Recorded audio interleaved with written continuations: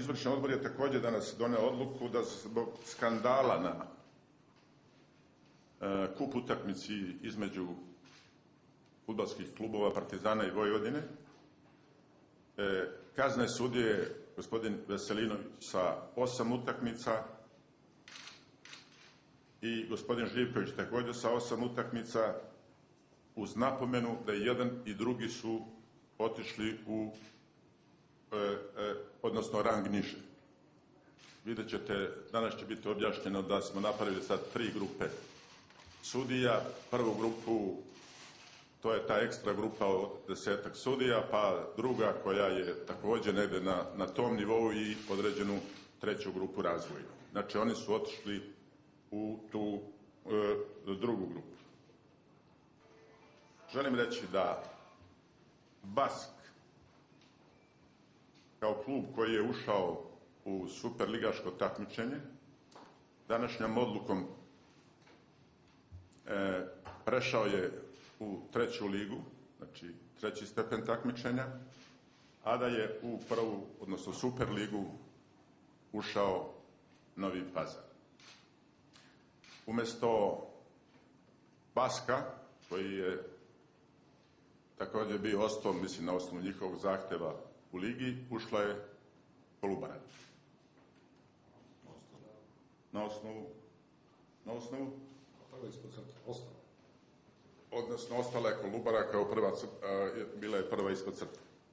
Želim da pojasnim još jedan put da je Fudbalski savez, imajući u vidu vreme neko iza nas, vreme u kome smo nekada imali koncentraciju prvoligaškog fudbala u Beogradu ili još poneki klub van Beograda, odluku je, odnosno u statutu smo uneli tačku 5 po kojoj izvršni odbor Fudbalskog saveza može da popuni ligu ukoliko se na bilo koji način ukaže prilika da neki klub neće nastaviti takmičenje. Znači, ta odluka pre svega se odnosi na one sredine koje mi smatramo da su potrebne i važne za srpski fudbal. Dakle, to je jedna odluka koja daje pravo izvršnom odboru da iz lige koja je iza popuni superligaško takmičenje u ovom slučaju sa klubom iz onih sredina koji su po našem mišljenju potrebni kao klubovi i sredine koje pomažu bržem i boljem razvoju srpskog fudbala.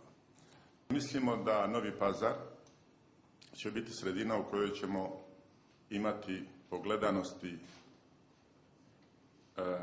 klub na 3. mjestu u našoj ligi. Očekujemo da ćemo tamo imati između 8 i 10 hiljada ljudi, da se gradi novi stadion u zajednici lokalne samouprave i države i da je iskoristio mogućnost da u apsolutnom dogovoru sa BASK-om naprave sporazum po kome će Novi Pazar da igra fudbal, odnosno da bude uključen u superligaško takmičenje. Ima problema, naša komisija je tamo bila, našla niz nedostataka, bit će im određeno vreme kao jedan imperativ, kao uslov uz ovu odluku da mora, što se tiče i normativne delatnosti i organizacione strukture i svih uslova koje licenciranje predviđa da urade u roku koji do početka lige.